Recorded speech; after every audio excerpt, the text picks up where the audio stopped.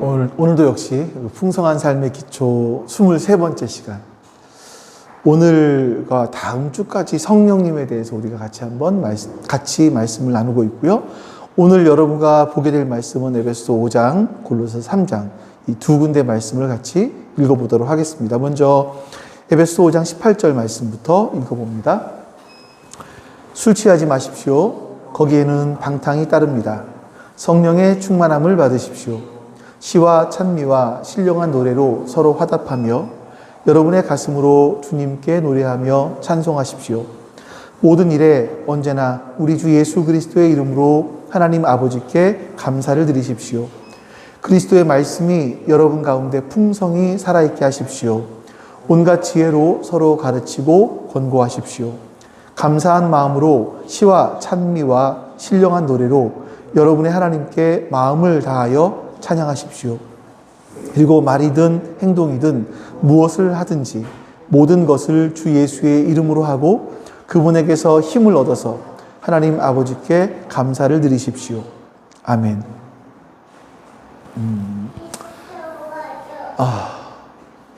오늘은 제 머리 이야기를 한번 하고 시작을 하겠습니다. 보시다시피 요즘에 제 머리가 좀 많이 좀 휑해졌습니다. 그렇죠? 급격하게. 거기에는 사연이 있는데 제가 보니까 한 6년 전부터 시작해서 그 탈모약을 먹었었습니다. 그리고 효과를 좀 많이 봤었죠. 정말 제가 약을 먹고 효과를 본 걸 본 사람들이 저희가 다니던 병원을 물어보기도 하고 그래서 저로 인해 소개받은 사람들도 꽤 있었습니다. 그분 중에 한 명이 제가 이제 탈모에 대해서는 좀 안다 이런 자부심이 좀 있는 그런 사람이었거든요. 근데 올해 초에 한 목사님, 제가 그 병원을 소개해 준 분이에요. 근데 그 목사님이 저한테 그러는 거예요. 자기는 요즘에 그 비대면 사이트에서 탈모약을 처방받는다라는 거예요. 이 처방전, 어떤 약을 먹었는지를 가지고 이 병원에 얘기를 하면 의사가 그대로 해준대요, 보통. 근데 이제 거기서 의사가 하는 얘기가 자신은 거기처럼 그렇게 약을 많이 조제하지는 않는다. 2개만 먹어도 충분하다. 이랬다는 거예요. 그리고 그렇게 해서 약을 자기는 먹었는데 효과는 비슷하더라. 저한테 이렇게 얘기를 했습니다. 그러니까 저는 생각하기를 약을 많이 먹는 게 좋은 건 아니니까 그래, 그럼 나도 한번 2개를 먹어볼까? 그래서 제가 그 탈모약이라고 생각되어 2개를 딱 골라서 놔두고 나머지는 버리고 2개만 먹기 시작을 했습니다. 근데 이제 그게 화근이었죠. 2-3달이 지났습니다. 머리가 걷잡을 수 없이 빠지기 시작을 하는데 머리를 감으면 아침 저녁으로 머리를 감는데 야, 이러다가 정말 얼마 안 있으면 완전히 끝나겠다 싶을 정도로 빠지더라고요. 그러니까 지금 그 결과가 지금의 이 모양인 거죠. 그러니까 지금은 좀 멈췄습니다. 다시 원래대로 먹기 시작을 해서 그때 정말 깨달은 게 있었습니다. 그래, 약은 약사에게, 처방은 의사에게. 그렇구나. 진료는 의사에게 받아야 되는 거구나. 제가 2알만 먹은 게 잘못이구나. 나름 결론을 내리고 다시 이제 내 알을 먹기 시작을 했어요. 근데 이 이야기가 거기서 끝이 아닙니다. 며칠 전에 약이 거의 떨어져서 다시 병원을 갔어요. 구로동까지 가서 약을 받아왔는데 정말 제가 진짜 황당하다. 이런 걸 좀 생각을 하게 됐습니다. 그러니까 제가 그동안에 탈모약이라고 굳게 믿으면서 먹었던 그 2알 중에서 하나는 탈모약이 맞는데 하나는 머리 영양제였었어요. 이 2개를 다 먹었어야 되는데 다른 거 2개를 먹었어야 되는데 하나만 먹었던 거죠. 저는 그거를 모른 채, 그러니까 하나만 먹었으니 머리가 빠질 수밖에 없었는데 저는 그걸 모른 채 몇 달 동안 나는 제대로 먹고 있어. 나는 잘 먹고 있어. 이렇게 믿고 있었던 겁니다. 제가 그 자리에서 이런 생각이 좀 들었습니다. 여러분, 정확히 알지도 못하면서 잘못된 믿음을 가지고 내 소견에 옳은 대로 하니까 이런 결과가 오는구나. 이런 거 정말 깨닫게 됐어요. 예. 약은 약사에게, 진료는 의사에게. 이게 정확한 거잖아요. 그런데 그거 없이 그냥 나는 이게 맞는 것 같아. 나는 이게 맞는 약인 것 같아. 내 소견에 오른 대로. 정확하게 알지 못하면서 잘못된 믿음을 가지고 살다 보니까 이런 결과가 찾아왔다. 오늘 제가 여러분과 나눌 말씀이 꼭 이겁니다. 꼭 이거예요. 하나님께서 이 설교를 위해서 이런 다시 탈모를 겪게 하신 게 아닌가 하는 생각이 들 정도로 정확하게 일치합니다. 여러분, 오늘은 이제 성경과 성령님의 관계에 대해서 말씀을 나눠요. 우리가 성령님을 바로 알지 못하고 성령님에 대한 잘못된 믿음을 가지고 성령님을 오해하면 우리가 엉뚱한 길로 가게 되죠. 여러분, 지난주에 우리가 나눈 말씀의 핵심들을 보면 성령께서 우리 안에 들어오셔서 진리로 인도하십니다. 그리고 마침내 우리를 충만한 곳까지, 성령의 충만한 곳까지 이르게 하시는 분이라고 배웠어요. 그런데 여러분, 우리 속에는요, 예수님을 알기 전에 예전부터 계속 우리 안에 들려오던 음성이 있었습니다. 너는 무가치해. 어쩌면 우리 한국에서만 그런지 많이 모르겠지만, 너는, 네가 뭘 할 수 있어? 형을 봐라. 이런 거 있잖아요. 동생을 봐라. 너는 무가치해. 너는 해봤자 안 돼. 이 소리가 우리를 묶어놓는 밧줄이었거든요. 우리가 이 소리에 얼마나 익숙한지 우리는 그것을 나라고 생각해요. 나는 못하는 사람이야. 나는 안 되는 사람이야. 이게 내 성격이고 내 한계이고 내 운명이야. 이렇게 받아들이고 살았어요. 근데 여러분, 2주 전에 나왔던 코끼리 이야기 기억하시죠? 코끼리를 붙잡아 놓기 위해서 어릴 때 그 밧줄에 묶어 놓는데, 이 코끼리가 자라면 이런 것쯤은 얼마든지 쉽게 끊을 수 있지만 코끼리는 못 끊습니다. 왜냐하면 나는 이 밧줄을 못 끊어라고 하는 굳건한 믿음이 그 안에 있기 때문에 그렇습니다. 그래서 이 밧줄에 평생을 매어 사는 거예요. 마치 이 밧줄이 내가 도저히 끊을 수 없는 쇠사슬인 것처럼 착각을 하고 말이죠. 근데 여러분, 성령께서는요, 예수님을 알기 전부터 우리 안에 익숙하게 들려오던 그 내면의 소리에 대해서 여러분 어떤 말씀을 하실까요? 어떤 마음을 품고 계실까요? 야, 쟤는 예수 믿은 지 몇 년인데 아직도 저걸 못 끊어? 이러실까요? 아니죠. 성령님께서는요, 그 소리에 매여 있는 우리를 보시면서 우리를 예수 그리스도에게까지 이끌어 가기를 원하세요. 우리 안에 이미 밧줄을 끊을 힘이 있다라는 것을 알려주시고 우리가 예수 그리스도 안에서 다시 일어서기를 원하세요. 우리가 부른 찬송, 처음에 부른 찬송 있지 않습니까? 예수의 이름으로 일어나겠다라는 그 고백처럼, 주님이 주신 능력으로 일어서겠다는 그 고백, 사실은 그게 성령님께서 우리를 향하신 그런 마음이 아닐까? 중보하시는 것이 아닐까 하는 생각이 듭니다. 근데 여러분, 우리가 이건 오해하시면 안 돼요. 성령님은요, 우리의 귀에 대고, 야, 너 일어나야지 라고 말씀하시는 분은 아니세요. 그러니까 우리 속에서 조용히 인격적으로 말씀하시는 그런 분이세요. 그건 좀 이따가 더 보도록 하고. 자, 그럼 여러분, 이런 궁금증이 생기잖아요.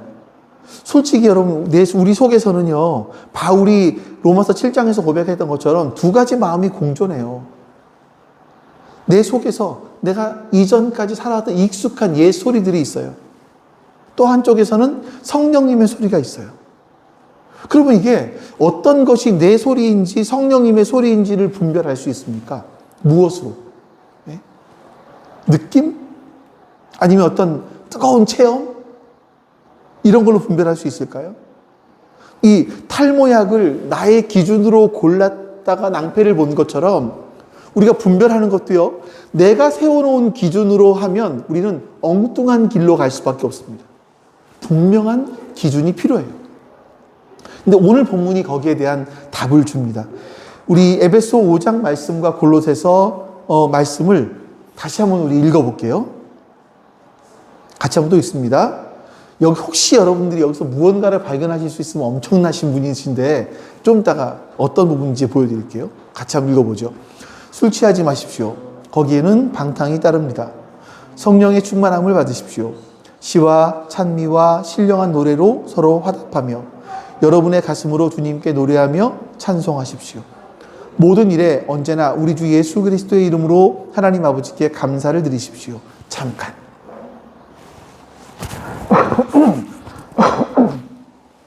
자, 이 성경의 구조를 보세요. 구조. 첫 번째, 18절에 뭐가 나오죠? 성령 충만을 받으래요. 19절에 뭐가 나옵니까? 예배예요. 20절에는요, 하나님께 감사가 나와요. 이렇죠? 골로새서 말씀 보죠. 또 읽어봅니다. 그리스도의 말씀이 여러분 가운데 풍성히 살아있게 하십시오. 온갖 지혜로 서로 가르치고 권고하십시오. 감사한 마음으로 시와 찬미와 신령한 노래로 여러분의 하나님께 마음을 다하여 찬양하십시오.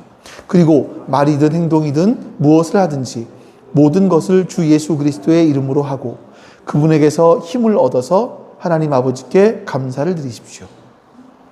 자, 좀 비슷한 구조가 뭐 하나 보이십니까? 위에 이것만 달라요. 그리스도의 말씀이 여러분 가운데 풍성히 살아있게 하십시오. 요것만 다르지 나머지는 구조가 감사한 마음으로 시와 찬미와 그리고 모든 말이든 행동이든 무엇을 하든지 하나님께 감사. 자, 구조가 앞에 거랑 똑같습니다. 뭐만 다릅니까? 앞에는 에베소에는 성령 충만해라. 여기는 말씀이 여러분 가운데 풍성히 살아있게 해라. 요거만 달라요. 자, 요거를 먼저 염두에 두시고 이제 오늘 말씀을 같이 나누면 여러분들이 우리가 평생 놓치지 말아야 될 두 가지 축과 그리고 성령님의 음성인지 아닌지를 분별할 수 있는 답을 우리가 찾아볼 수 있습니다. 자, 먼저 이 부분을 나눌게요. 사실 여러분 성령 충만이라고 하는 것 있지 않습니까? 성령님에 대한 것들이 언제부터 이렇게 막 교회 안에, 기독교 안에 막 일어나게 됐냐면 20세기 초반이에요. 그 전에 성령님이 일하시지 않은 건 아니에요. 성령님은 워낙에 자기를 드러내지 않으시는 분이시기 때문에 교회사 속에서 계속 일해 오셨습니다만 그 성령님께서 일하시는 것이 확연하게 드러나기 시작한 게 20세기 초반이에요. 이제 그걸 가리켜서 오순절 운동이라고 얘기합니다. 오순절 계통이라고 하면 순복음교회 같은 그런 우리나라에 와서는 좀 변질됐습니다만 그런 쪽. 그런 계통들을 많이 얘기합니다. 20세기 초반에 미국에서 오순절 운동이 일어나게 되었고, 거기서 어떤 은사들이 막 나타나기 시작을 했어요. 그러면서 성령님에 대한 새로운 깨달음이 20세기 초에 막 일어나기 시작한 거예요. 그 전까지는 이론이었었어요, 이론으로만 알고 있었고, 이론으로만 이야기하던 성령님에 대해서 실제적으로 경험하고 누리는 일들이 그때부터 일어나기 시작을 한 겁니다. 그래서 오순절 계통 쪽에 예배 드리는 모습들을 보면 굉장히 열광적이고 은사가 많이 나타나는 그런 예배를 드리기도 하죠. 자, 근데 이 오순절 운동에는요 분명히 공도 있고 해도 있습니다. 있죠. 일단 잠들어 있던 교회들을 막 깨웠어요. 그래서 성령님의 존재, 그 능력 다시 깨닫게 했고요. 많은 도전과 자극을 주게 됐습니다. 그런데 혼란도가 찾아왔어요. 막 지나치게 은사에만 집중하다 보니까 이게 인격적이신 성령님을 서양으로 얘기하면 어떤 에너지, 동양으로 얘기하면 어떤 기, 이런 것처럼 착각을 하게 만들어주기도 했다라는 거예요. 그러니까 성령님이 비인격적이신 힘인 것처럼 그렇게 오해를 하게 만들었다라는 겁니다. 또 성령 하나님은요, 그분이 하시는 일이 뭐냐면 예수 그리스도께서 하신 일들을 중심으로 그분의 일들을 드러내시고 생각나게 하시고 이런 일들을 하시는데 예수님과는 별 상관없이 그냥 초자연적인 체험들, 이것만 쫓는데 그런 흐름, 이걸 쫓는 흐름으로 변질되게도 됐습니다. 다음 페이지요. 자, 그러나 성령님은요, 인격이세요. 성령님은 우리 속에 오셔서 초자연적으로도 일하시지만 그렇지 않은 방식으로도 일하십니다. 그런 성령님을 내가 원하는 걸 이루는 도구쯤으로 끌어내린다면 이거 성령님이 굉장히 슬퍼하실 그런 일일 거예요. 우리를 예수 그리스도라는 진리로 이끌어 가시기 위해서 성령님은 우리 속에서 인격적으로 일하시는 분이기 때문에 그렇습니다. 자, 어떤 분은 성령님을 이렇게 이 부분을 이렇게 생각하실지 모르겠어요. 제가 지난주에 말씀드렸을 때 성령님은 근심하신다. 또 성령님은 소멸하기도 하신다. 이렇게 말씀드렸잖아요. 그러니까 이거 그러면 성령님이 너무 약한 분 아닌가 생각하실지도 모르겠습니다만 사실 이게 여러분 성령님의 굉장히 중요한 성품이세요.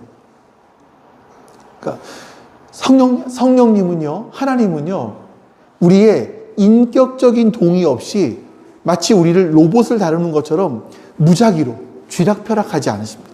억지로 기계처럼 다루지 않으신다라는 거예요. 성령님은 우리의 하나님이세요. 그러니까 우리가 그 하나님의 말씀을 듣지 않을 때 성령님은 근심하시죠. 안타까워하시고. 그래서 말할 수 없는 탄식으로 우리를 위해 중보하시는 분이 성령님이신 거예요. 우리가 성령님의 말씀 하시는데 그 말씀 듣지 않고 거절할 때 때로는 침묵하시기까지 하십니다. 이게 성령님이 인격이시라는 것을 생각하시면 당연한 일일 겁니다. 자, 그러면서 우리를 끝까지 포기하지 않으시죠? 어떻게 깨닫게 하십니까? 계속 말을 하세요. 그러니까 때로는 목사를 통해서 말씀하시기도 하시고 어떤 묵상하는 걸 통해서 아침에 말씀 문자가는 걸 통해서 이런 말씀들을 통해서 우리에게 말씀하시는데 우리가 못 들어요. 그러면 상황들을 주세요.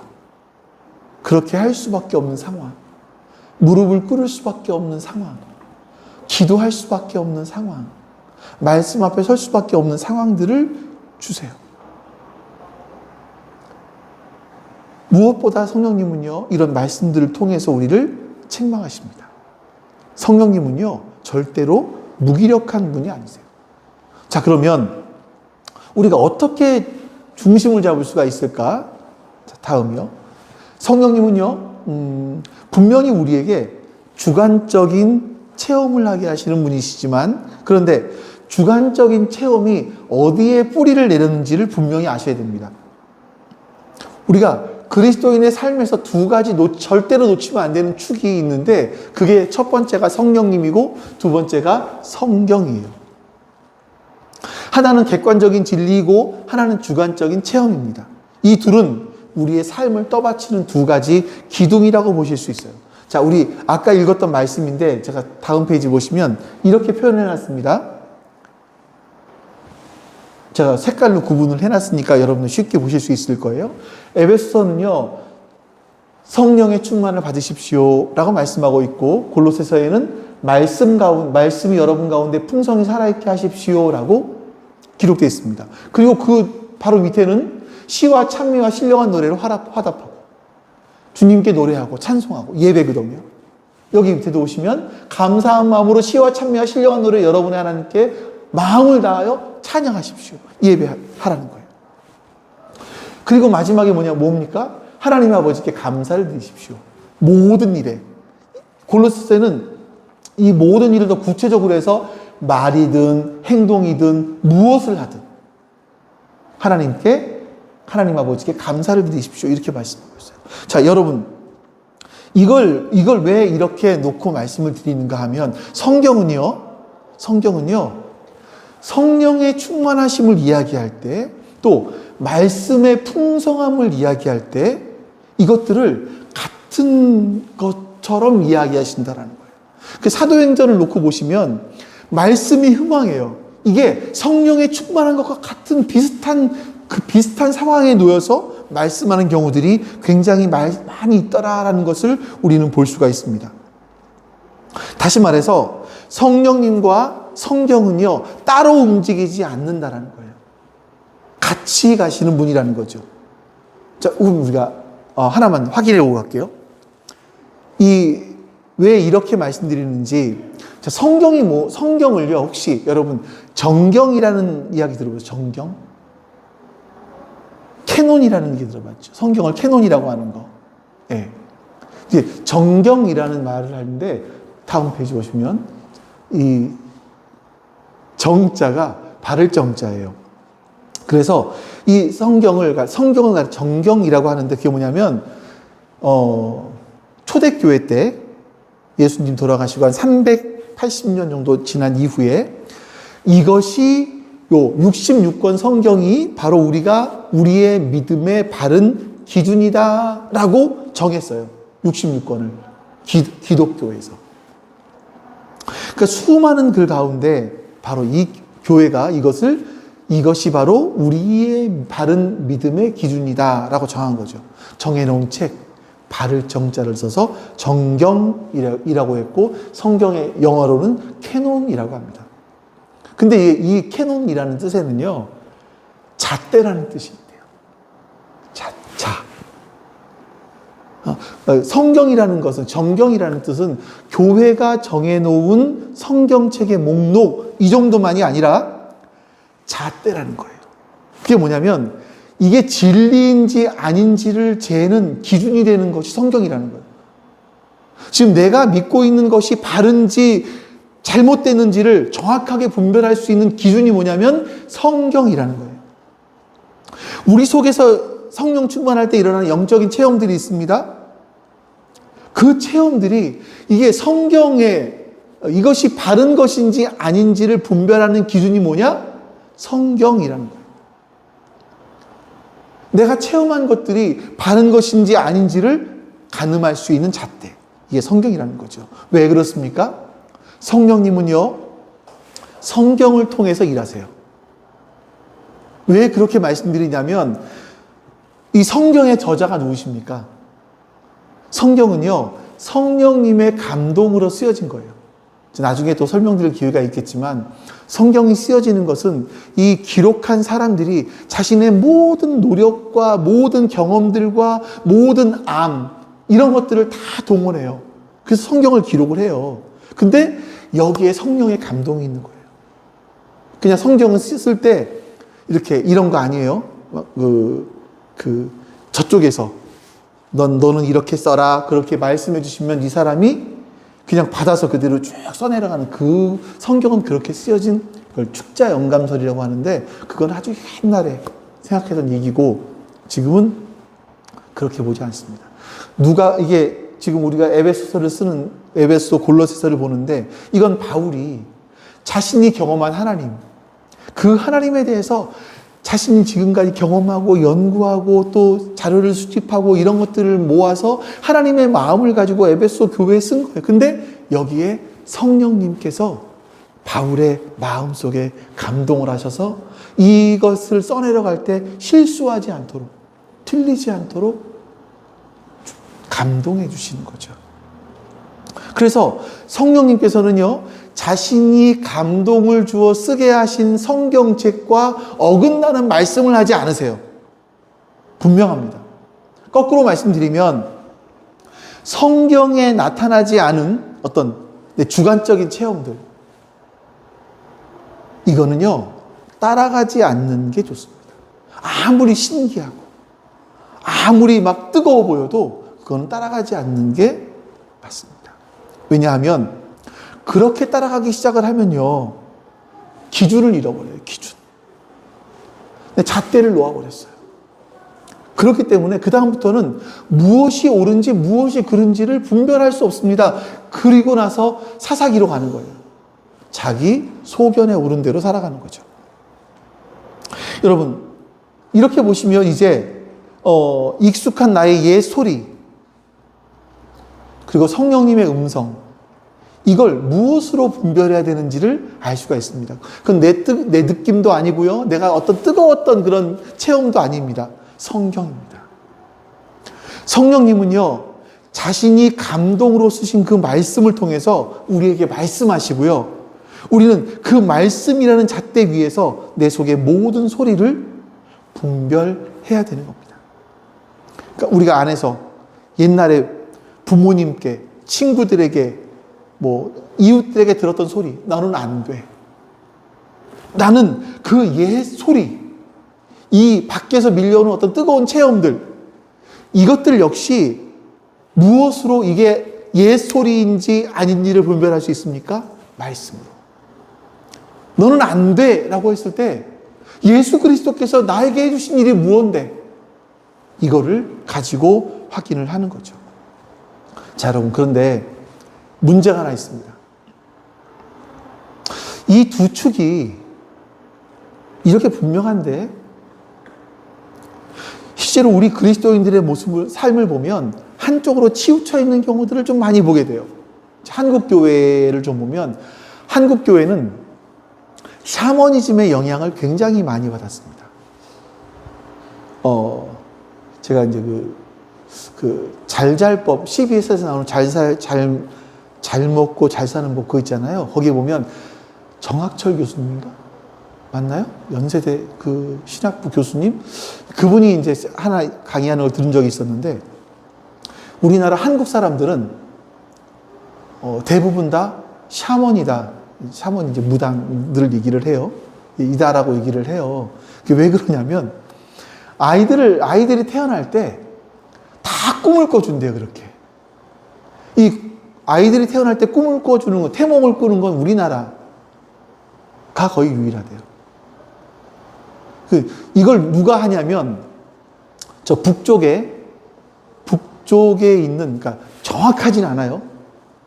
누가 한 얘기라고 얘기를 하면서 하는데, 북쪽에 있는 그 샤먼들이 주로 아이들이 태어날 때 그 아이들을 향해서 꿈을 꾸어주는 일을 했다. 이런 얘기를 하면서 이런 얘기를 하는 겁니다. 우리나라 사람들이 그렇게 그 어떤 미신적인 것에 굉장히 좀 강한 부분이 있다라는 거죠. 이러다 보니까 여러분, 우리나라 사람들은요, 병 고치는 의사. 누가 어떤 예언도, 성경에 나오는 예언은 그 예언이 아닌데, 누가 예언을 했대. 무당이 점치는 사람이 하는 것 같은 예언 했대. 그러면 막 그 사람 앞에 가서 줄을 서요. 그리고 왠지 좀 두렵죠. 저분은 막 영험한 분이라서 막 내 마음을 다 꿰뚫어 볼 것 같은 거죠. 그리고 그런 사람들이 집회를 한다 그러면 막 몰려듭니다. 많은 사람들이 몰려들죠. 근데 여러분, 은사들이 그것만이 아니에요. 이거 한번 볼까요? 은사들 중에는요, 아픈 사람이 있는데 그 아픈 사람을 보면서 같이 마음을 아파하며 울어주는 은사도 있어요. 긍휼의 은사예요.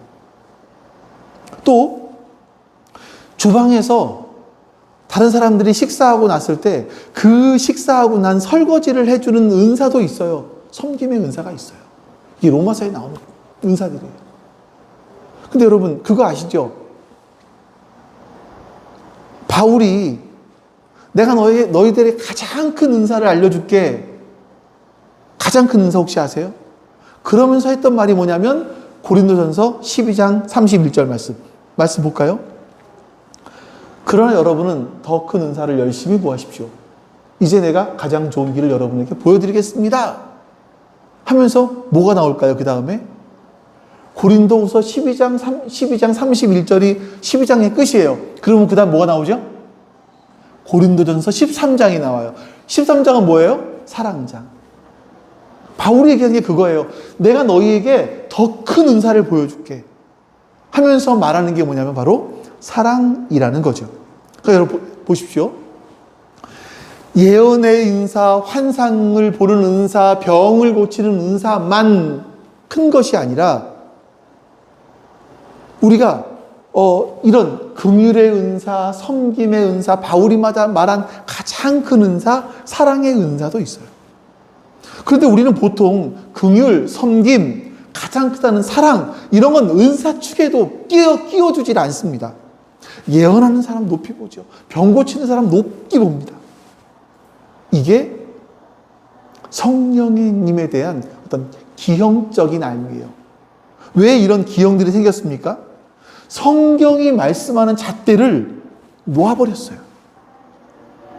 그래서 성경을 모르면요, 어떤 신기한 현상, 내 눈에 보이기 좋은 거, 이게 하나님께로부터 온 줄 알아요. 성경에서 나온 건지 아닌지 분별도 못하고 그냥 잣대가 없이 목소리가 큰 거, 사람이 많이 모이는 거, 신기한 거, 막 감정적으로 뜨거운 거, 여기에 끌려다닌다니까요. 그럼 여러분, 제가 다음 페이지요. 조금 찔리는 질문 하나 해볼까요?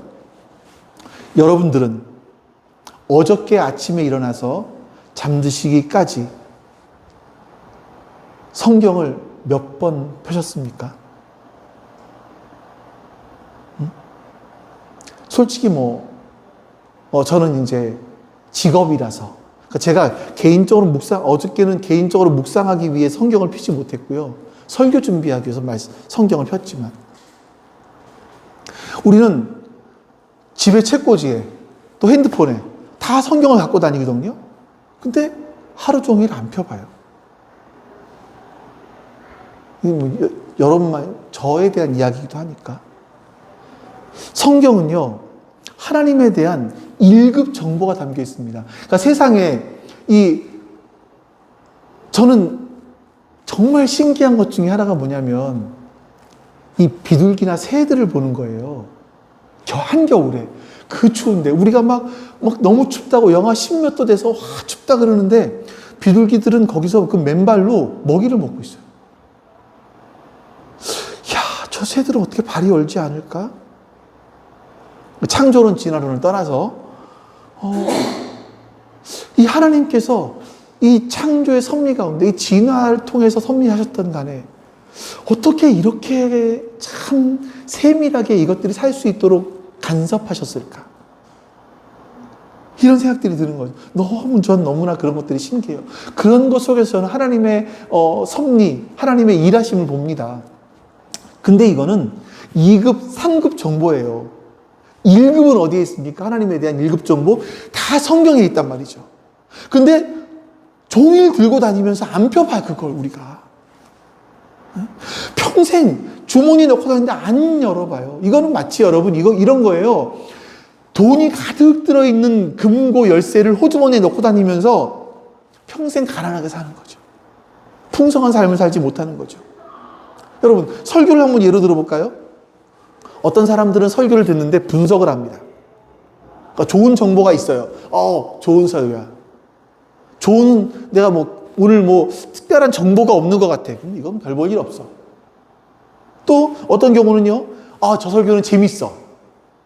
좋은 설교야. 재미없어. 안 좋은 설교. 우리가 설교를 들으면서 평가를 한다니까요. 평가를 하는 동안에 하나님께서 이 설교자를 통해서 여러분들에게 하시고자 하시는 말씀이 있는데 그 말씀을 캐치하지 못해요. 내가 평가하느라고. 그러니 여러분, 어느 설교를 들어도 거기서 성령님께서 나에게 하시는 설교, 그 말씀을 잡아내지 못한다면 아까운 시간을 놓치는 거죠. 성령님은요, 지금도요, 말씀을 통해서 나에게 무언가 말씀하고 계세요. 우리가 여러분, 그래서 마지막에 우리가 하는 게,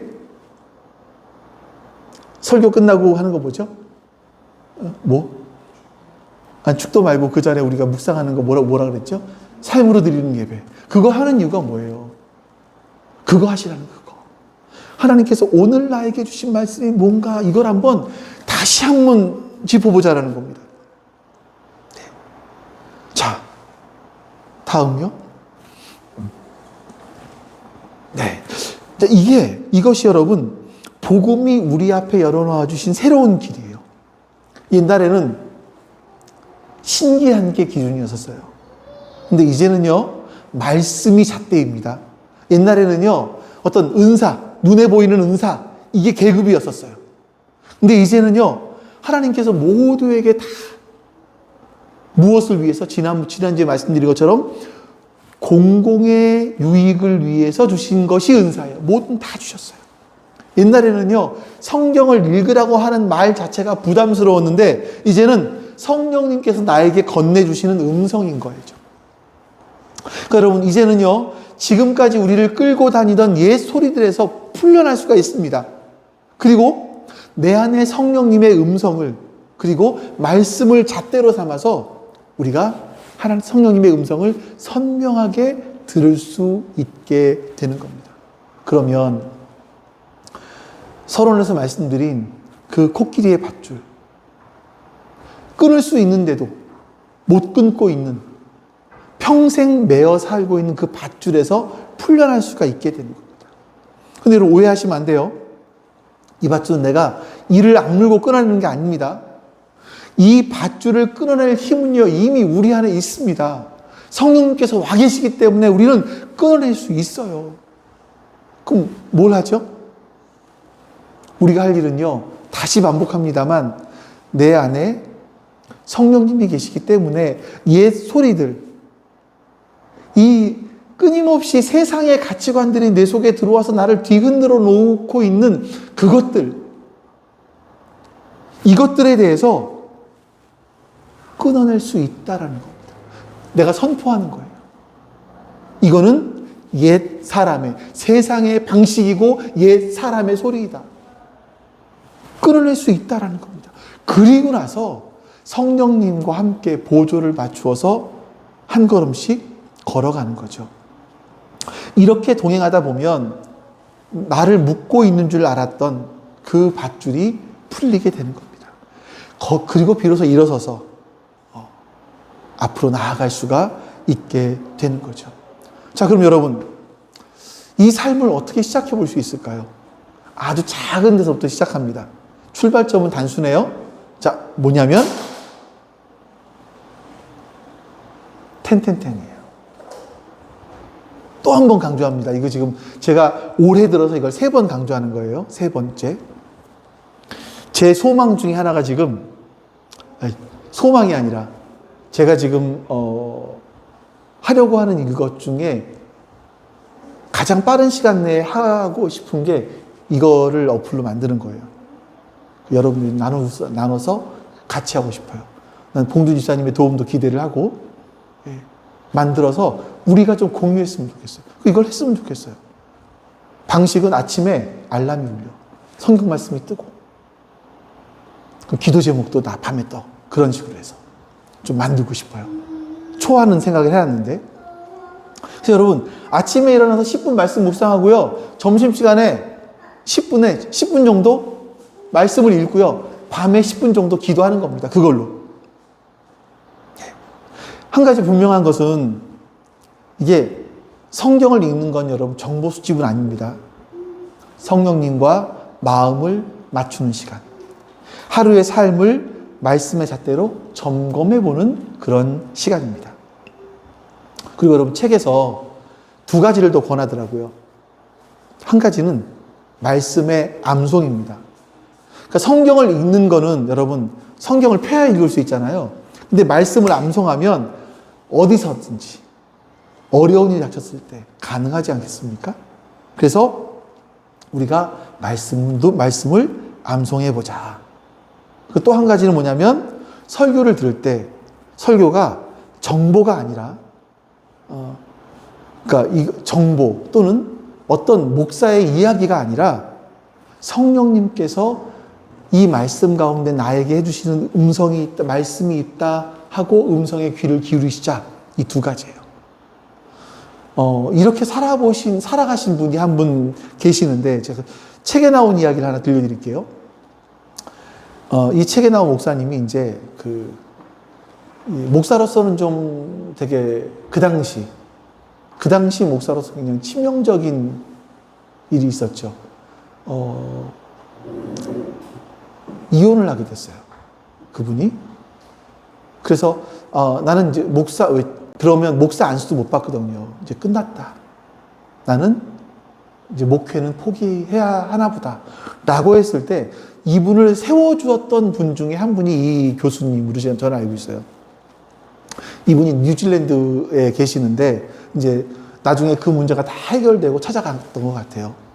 자, 그래서 찾아갔는데 이 교수님은 이제 헬라어를 막 직접 읽으실 정도의 분이신데 세계적인 학자이신데 그 댁에 방문해서 하룻밤을 묵었는데 그 다음날 아침에 막 비가 오는데 이분이 우비를 입고 랜턴을 들고 문 밖으로 나서시더라는 겁니다. 아침에. 그래서 선생님 어디 가십니까? 했더니만 식탁에 놓여있는 요 카드를 보여주는 거예요. 여기는 성경 구절이 적혀 있었어요. 이분은 아침마다 성경 말씀 한 구절을 꺼내서 읽으시고 그거를 암송하고 한 40분에서 1시간 정도 걸으시는데 걸으면서 그걸 묵상한대요. 이거를 매일 해 오셨다라는 겁니다. 그래서 이 목사님이 이 멘토, 이 교수님께서 어떻게 저렇게 사람에 대해서 마음이 따뜻하고 아픔을 알아주고 공감해주고 또 성경 말씀으로 이렇게 잘 문제를 해결해 주실 수 있는가, 지혜로우신가를 보니까 여기서 나왔구나 라는 것을 깨닫게 되었다고 합니다. 저도 이 이야기를 들으면서 저렇게 나이가 들어야 되는데 하는 생각이 들더라고요. 비 오는 아침에 우비를 입고 말씀 한 구절을 마음에 품고 걸어가는 그 뒷모습이 여러분 우리가 성령님과 함께 걸어가는 그런 길이 아닌가 하는 생각이 듭니다. 제가 서론에서 드린 질문이 있었죠. 예수님을 알기 전부터 익숙하던 그 내면의 소리에 대해서 성령님께서 어떤 마음을 가지실까? 여러분 정죄하지 않으십니다. 매일 아침 말씀을 통해서 그 옛 소리보다 더 좋은 음성을 우리에게 들려주기를 원하세요. 자, 그리고 다음 페이지요. 그 음성을 매일 읽다 보면 그렇게 크던 옛 소리는 점점 작아지죠. 그리고 너는 이제 예수 안에서 새 사람이다. 이런 음성들이 점점 더 뚜렷하게 들려지기 시작을 할 겁니다. 내가 끊을 수 없다고 생각했던 그 밧줄, 이걸 내 힘이 아니라 매일매일 말씀 위에서 성령님과 함께 동행하면 저절로 끊어집니다. 그래서 여러분들과 이번 주에 실천하는 거, 아침 10분 말씀, 묵상 10분, 성경 읽기 10분 기도. 오해하지 마십시오. 이게 이 10분이 그거를 끊어내기 위한 각고의 노력, 이를 악무는 노동, 이런 거 아닙니다. 그냥 이미 밧줄이 끊어진 사람들이 그 끊어짐을 날마다 누리는 거예요. 거창하게 하지 마세요. 우리는요, 내가 올해는 성경을 하루에 10장씩, 20장씩 읽고 말리라. 절대 너무 거창하게 하지 마세요. 그냥 10분씩 하시는 거예요. 이게 쌓이면, 이제 얘기 들어보니까 10분이 내 몸에 익었어요. 그런 분들은 20분을 하기도 하고요. 30분, 10분, 20분을 하기도 하고, 시간이 자기 나름대로 조절을 해서 늘려가기 시작한다고 하더라고요. 예, 여러분. 이것들이 쌓이면 우리도 성경 한 구절을 품고 하루를 살아갈 수 있는 그런 사람이 되어 있을 거예요. 성령님과 성경, 이 두 축을 잘 붙드십시오. 그래서 말씀 위에서 그 성령님의 음성을 분별하시면서 한 걸음 한 걸음 걸어가실 수 있는, 살아가실 수 있는 여러분들과 제가 될 수 있기를 주님의 이름으로 축원합니다. 아멘. 하나님께서 우리의 인생 가운데 맡겨주신, 우리에게 지라고 말씀하신 우리의 십자가들, 그걸 지고 주님을 따라가는 길들이 무겁고 힘들고 지치는 길이 아니라 즐거운 길임을 하나님 우리가 발견하게 해 주시옵소서. 주님과 함께 매일매일 살아가는 그 말씀을 묵상하고 말씀을 암송하고 또 우리가 주 앞에 기도하며 살아가는 그 삶이 얼마나 대단하고 얼마나 놀랍고 얼마나 행복한 길인지 주님 맛보아 알게 해 주시옵소서. 우리 성도님들이 하나님 그것들을 알아가며 발견하며 행복을 누리며 매일매일을 살아갈 수 있는 그런 은혜들을 베풀어 주시옵소서. 여호와는 내게 복을 주시고 너를 지키시기를 원하며 여호와는 그의 얼굴을 내게 비추사 은혜 베푸시기를 원하며 여호와는 그 얼굴을 내게로 향하여 드사 평강 주시기를 원하노라. 아멘. 이제는 우리 주 예수 그리스도의 여전하신 은혜와 아버지 하나님의 한결같은 사랑하심과 성령 하나님의 친밀한 사귐, 그리고 역사하시는 그 주님이 말씀하신 곳에 우리가 주님을 따라가기로, 주님과 동행하기로 다짐한 그 소망하는, 그 발걸음들을 소망하는 모든 이들 머리 위에 그들의 삶의 한 구석, 모든 구석구석까지, 그리고 교회와 우리나라 위에 모든 믿음의 백성들을 위해 지금부터 영원토록 함께 하시기를 간절히 축원하옵나이다. 아멘.